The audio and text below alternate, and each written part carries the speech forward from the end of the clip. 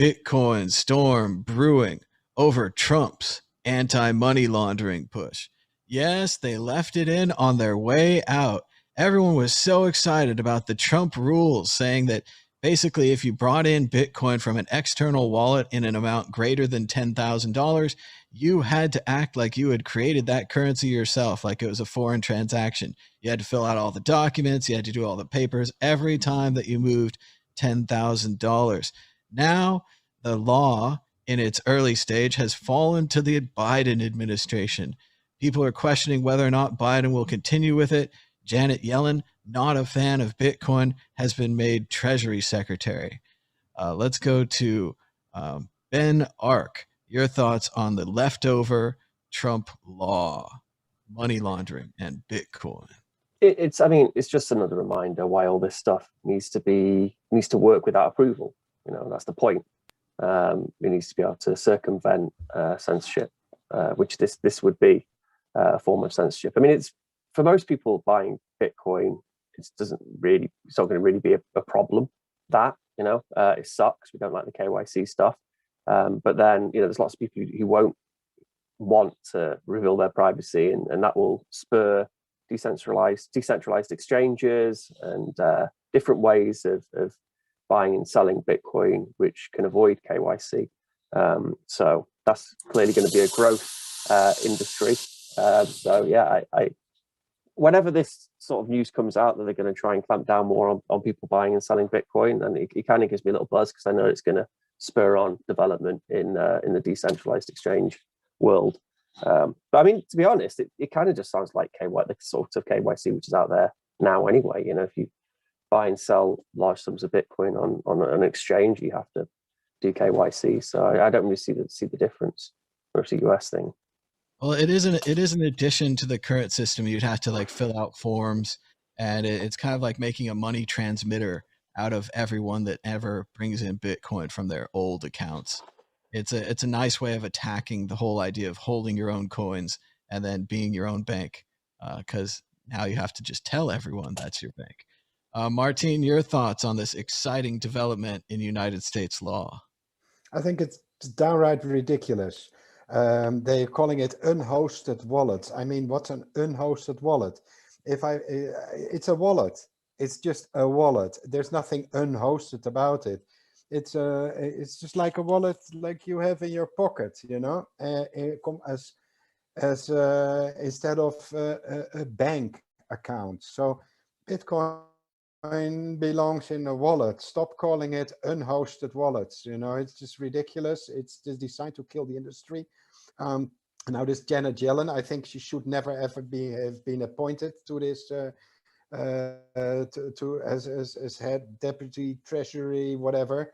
I think she has an agenda against Bitcoin because some people make fun of her, but when she made stupid comments and she was working with the Fed. So no, I think this is really bad for Bitcoin. I think the industry should actively fight it.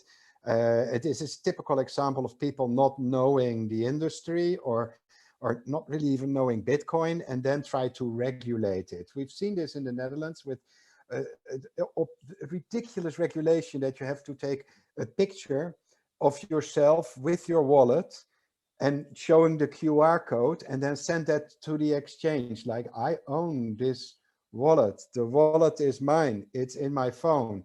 And then in addition to the extra questions they ask, all this data is stored.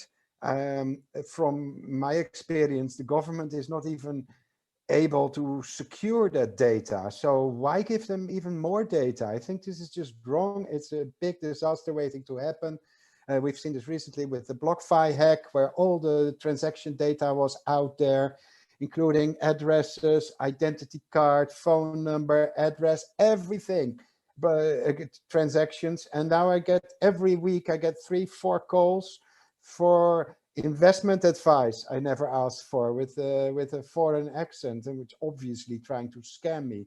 But this is what happens if we start collecting more information about people. It will leak more information, and I don't have any faith in that they will be able to manage this. This is also like wrong, you know. You can make cash transfers. I can pay anyone here in cash without any problems. Adding these extra layers is just chasing current users away to offshore and, as Ben said, decentralized exchanges. And it will not secure anything in the industry. It will just chase the business away. It will not stop anything. It will not help anything. And the whole reason why they say we have to implement this is because of, what was it? Oh yeah, terrorist financing and money laundering. But if you look at the statistics, there is no terrorist financing in Bitcoin, and there is no money laundering. It's all malware. That's the big culprit nowadays. And ransomware is not going to identify itself. It will just go on. It is just an excuse to push out the competition. And Yellen has been with the Fed in the past, so I think her agenda is not with crypto, but it's definitely with the old school fiat money. So yeah, okay, that's all for my angry rant for now. Josh Shigala. Yeah, the thing is that unfortunately, the Ledger leak really did show the very, very dangerous side of KYC. I know personally of 3 people that have had hardcore threats against their lives and their loved ones because of that leak. And that was all KYC information, addresses, phone numbers, people's names, all leaked, all open for the internet. People that know that that these thousands and thousands and thousands of people have Bitcoin or cryptocurrency. So if the governments around the world expect you to fill out your name, your passport, and everything else willy-nilly around it, you start polluting the internet with your IDs. Then it starts to become worth less and less and less, because eventually everybody's IDs are leaked, and scammers then use those IDs to do other transactions, and you're suddenly, oh, what? Mr. Shigala was busted, blah, blah, blah. And it's like, I didn't do that. Someone else did. So it becomes really worthless. It becomes dangerous. Really, we need to think of a new way of dealing with this sort of thing, KYC. We need to, and I've said on the show over and over again, we need to build cryptographic proofs of an identity that you build online, and if that identity gets stolen, then you can turn that identity off. It's not the last identity. If it's my biometrics getting stolen, I can't take that off. I can't turn that off. Once it's gone, it's gone. With a cryptographic identity, I can choose to turn it off and restart a new one, where I have to go through all the hassle of selling more expensive because it's a new identity or whatever online. People don't trust with the new identity, building up trust and gaining that. But this is the only way to move forward, by actually using the blood and the flesh and the base layer of identity. If that gets stolen once, it's gone forever. And it's a terrible way of doing this. It really needs to be rethought. Of course, it's one of these things that governments don't even put that much thought. They're just like, you need to identify yourself. And they don't think past that first initial thought.